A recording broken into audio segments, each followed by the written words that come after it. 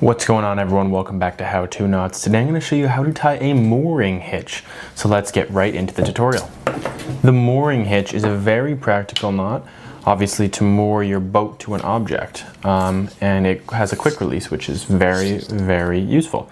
It starts going around our object, hopefully our mooring post, and then we're going to make a loop in our rope just like this and place it just like this. And we got that tag end underneath this standing end here. Okay, what I'm going to do then, I'm going to make a small bite here. Boom. I'm going to go here, I'm going to go underneath and then through. So just like this, okay? So you can see like that. And it looks like this. And naturally you're going to want to pull this standing end here. But actually to tighten, we're going to pull right here. So we're just going to start to go like that, okay? And then that's going to start making that mooring hitch.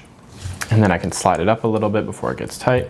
I'll pull a little bit more. And then there we go. There's our mooring hitch. So what's going to happen is when your boat, it's going to pull, nothing, and when you're ready to go, you just release just like that.